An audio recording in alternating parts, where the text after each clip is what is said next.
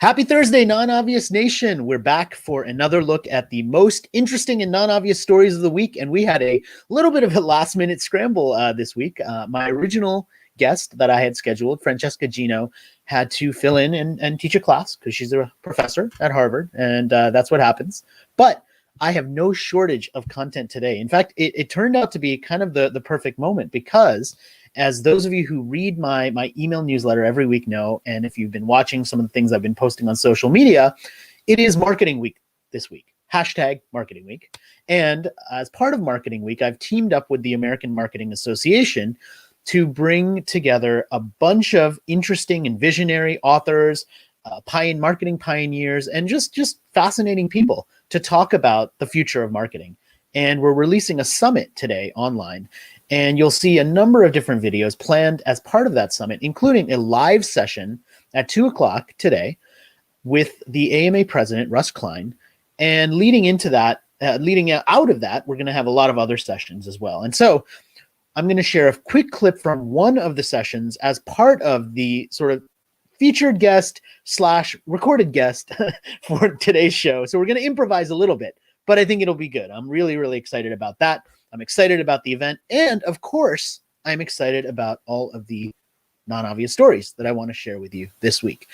And the first one that I thought I would talk about really has to do with education. And there were a couple of stories in this that kind of got me thinking about the way that we're delivering education. And one of them was a fascinating example from a college, Lafayette College, that had professors who were teaching biology. And as part of teaching biology, they're actually shipping biological specimens to their students, sheep brains, eyeballs, things that those students can dissect. And I was kind of thinking about the disgustingness of that because that's not my world. Yuck.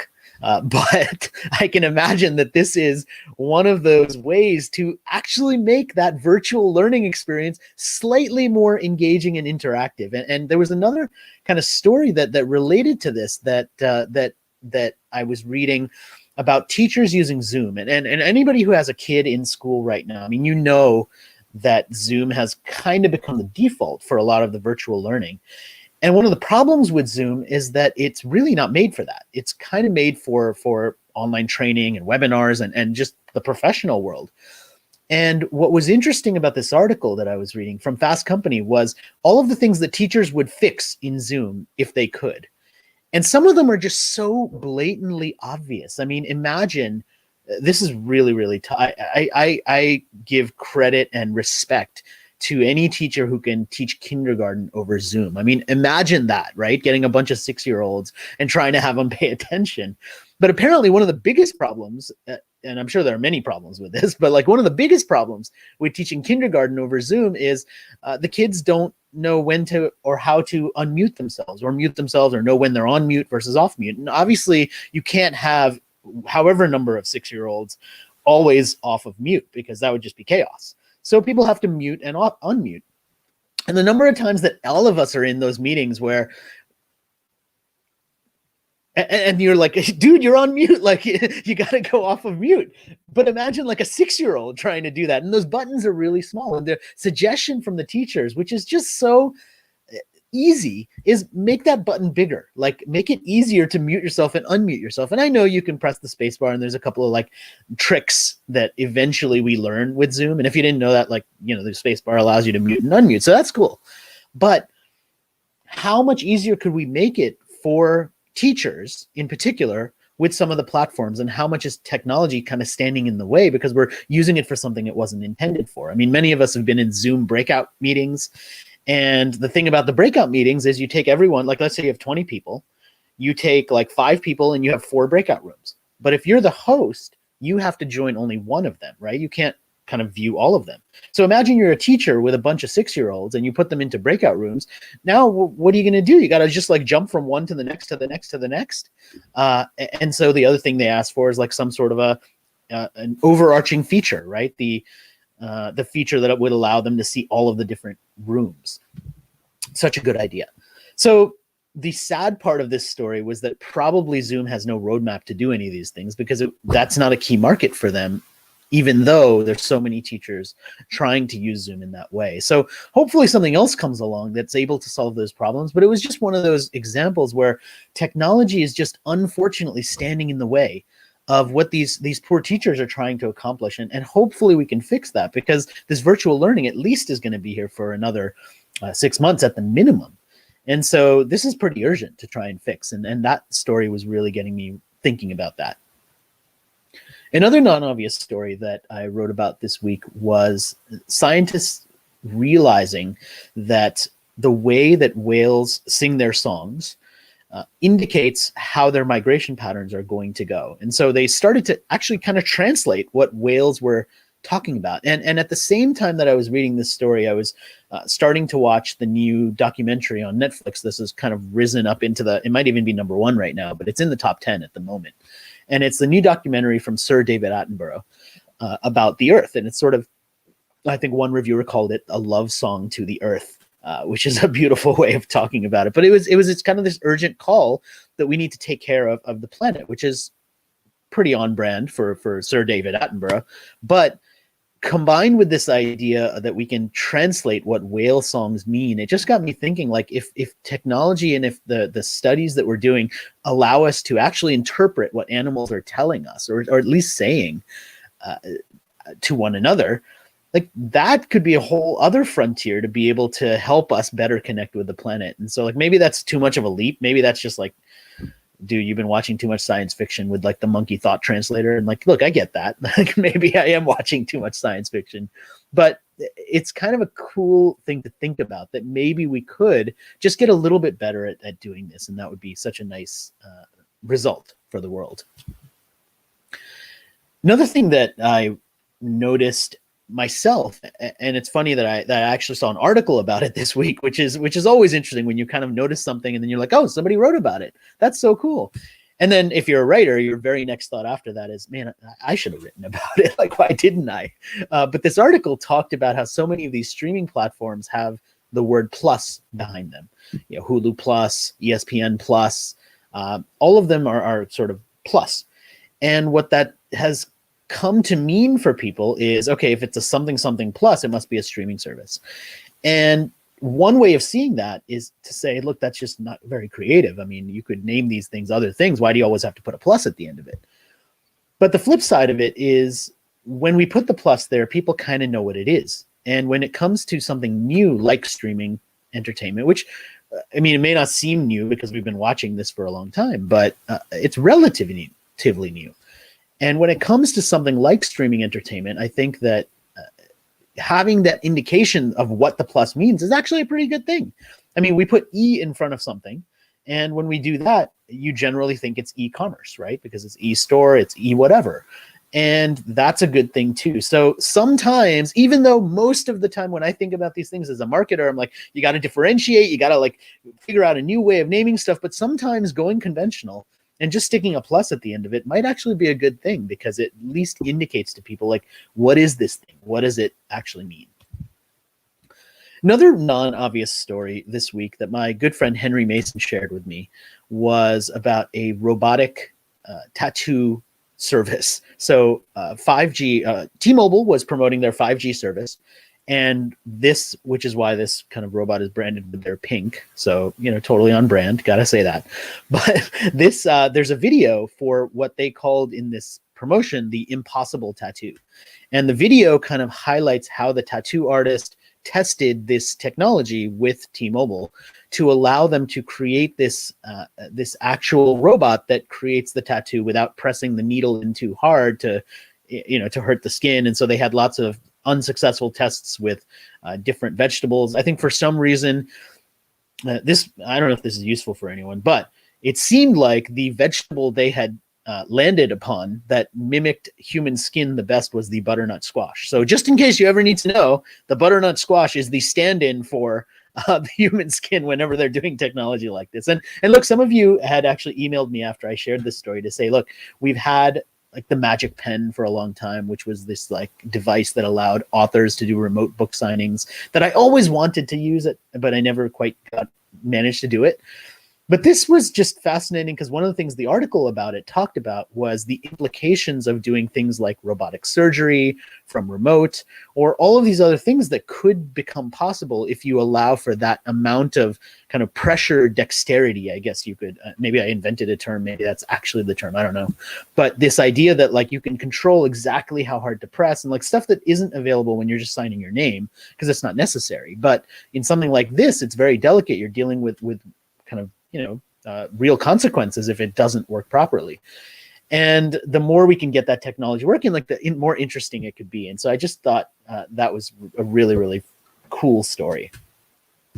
Flipping to a little bit of the humorous side, there was a story reported by the CBC this week about Facebook's algorithm getting a little bit overactive and filtering out what it called overtly sexual onions. And the story was about how the algorithm saw onions and saw these round shapes and assumed that it was maybe something that was more similar to a body part or multiple body parts, and decided to filter the whole thing. And it became this whole story, and it was funny. And the reason why I shared it was not so much because of like, oh, check out what Facebook's algorithm is doing, and isn't that crazy? My first thought, to be honest with you, when I saw this was, why isn't that algorithm more aggressive? Like, why doesn't it filter more stuff? Like, there's so much stuff on Facebook that doesn't belong there, that shouldn't be anywhere. I mean, people should not be able to post some of this stuff. And I kind of felt like after reading this story, like, let's make that algorithm more aggressive. Like, let's have it cut out all political ads, which is sort of a synonym for paid lying, which is basically what every political ad is. Why don't we just cut that stuff out? I mean, as a marketer, I mean, David Ogilvy famously said like political advertising should be killed. I mean, it's basically lying, and it shouldn't be allowed. And this was a legendary voice in the world of advertising saying this category of advertising is just plain wrong. And I agree with that. Like, I think that should not be allowed. And maybe we could see the algorithm getting a little more aggressive with that. And the good news is here, they eventually got that fixed. So now the seed company that wanted to advertise their onions can in fact advertise their onions. And if that's your thing, like, you can go and get those onions again. So at least they solved that, right? That's the good news. But it was just a funny but story that made you think also. Every week, as most of you know, I also share a book release of the week. And my choice for this week for the newly released book is one called Unapologetically Ambitious by Shelley Archambault. And this one I had a little bit of a personal connection to, because through a friend of mine, I had been introduced to Shelley way back in the beginning when she was kind of initially thinking about the book and writing the book.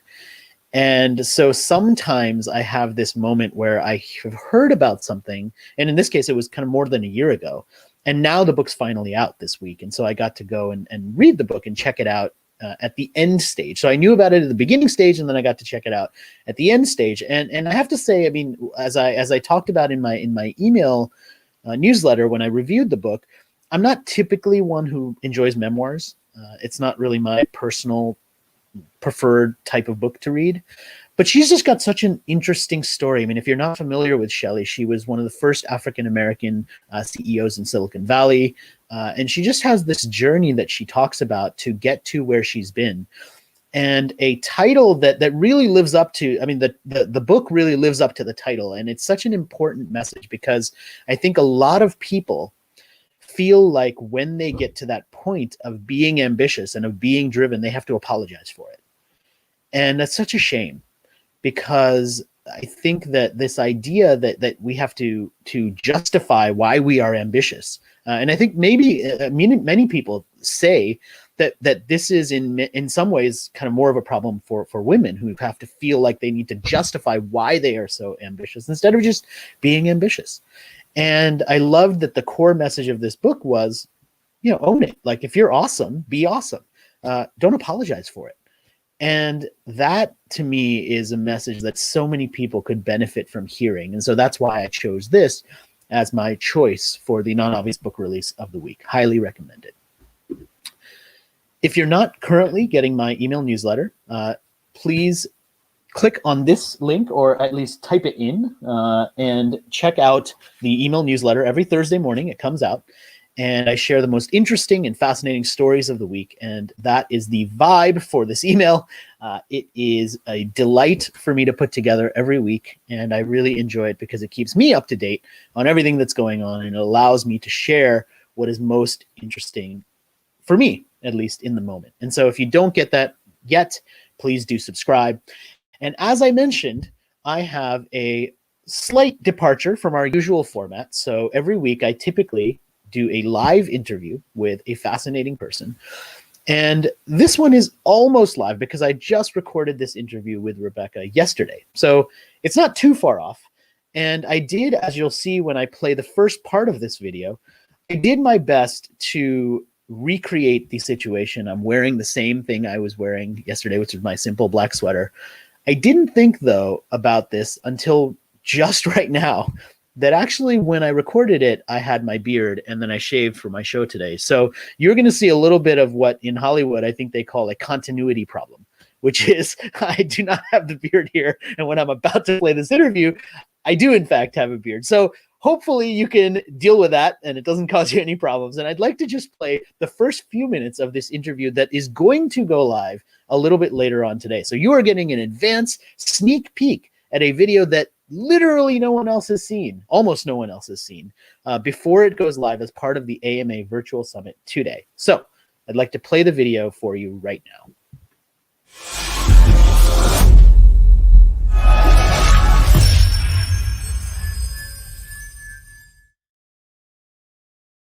Welcome back to the AMA Non-Obvious Future of Marketing Summit. My next guest is Rebecca Messina, and we have been talking as if we were old friends already. So I'm so excited to welcome you to the show. Thank you for being here. Well, thank you for having me.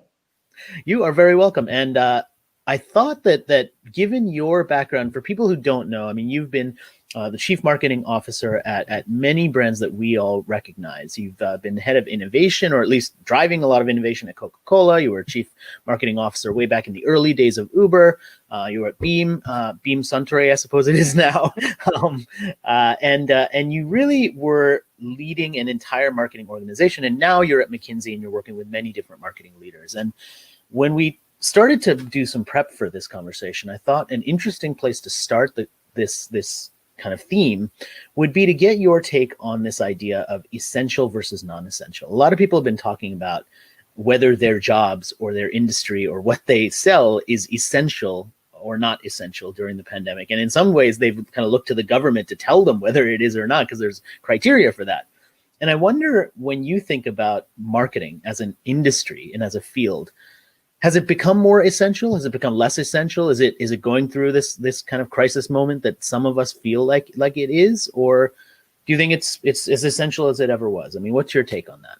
Oh, well, it's a lovely question, because when you position it like that or word it with that word essential that we've associated with true essential, I don't know if it's anything can stand up and live up to what some of our essential workers have truly been faced with. But answering your question more directly, I think marketing, it's funny. I think about this. Marketing is essential if growth is essential and meaning is essential. I don't know where else you'll get that if you don't have marketing firing on all cylinders. So what do I mean by that? In some cases, marketing is called growth. And I think that many people in a company are responsible for growth, but marketing has a unique position of really helping to write and drive that growth agenda. And deliver on it, be it very, very explicitly through potentially growth marketing and acquisition activities, and be it through how we create demand that might be a more long-term demand that we generate. But the thing that's become essential, and I think more and more brands are winning because of it, is meaning. If you don't have marketers and you don't really have that consumer centricity and that empathy and that stakeholder perspective, I think you could lose meaning as a brand. And I think meaning has become very, very important in these last few months. Yeah, and it's interesting that one of the things that I've seen evolving, particularly when it comes to marketing leadership, is these different roles that have come into the C-suite that didn't exist maybe 10 years ago, right? You always had well, not always, but for a long time, you've had a chief marketing officer. Now you have chief purpose officers, you have chief customer officers, you have chief brand officers, you have chief innovation officers. And to some degree, the person who's led the marketing function is kind of going through this crisis moment of thinking to themselves, well, do I still want to be a chief marketing officer? Like, should I turn that into the chief meeting officer? Or should I, which by the way, the acronym still works, so that's good. Or should I make it something different? Or should I let someone else kind of handle innovation and therefore unintentionally say, well, I'm running marketing, but I'm not about innovation, which of course none of us want to say. So how have you seen that playing out in some of the organizations that you're working with and some of the marketing leaders you're dealing with? Are they struggling with this question? Do they have clarity on it? Does it vary from company to company? I mean, what are you seeing? So I have. That was just a small taste of the full interview that you can watch later today with Rebecca as part of the AMA Virtual Summit on the Future of Marketing. We've got lots of other interviews, and that is going to be plenty of content for the rest of today. So I hope you can join me for all of that, starting at 2 p.m. Eastern, with a live session with Russ Klein, who is the president of the AMA. And that will also be broadcast directly here on my YouTube channel, or if you're watching on Facebook or on LinkedIn, it'll be streaming everywhere. And then all of the rest of the videos will be premiering later today as well as part of that summit. So I hope you can be here to join me for that. I hope you enjoyed the stories for this week and our slight adjustment of our live schedule. And thank you for being part of the Non-Obvious Nation, for listening to the stories. And remember, always stay non-obvious.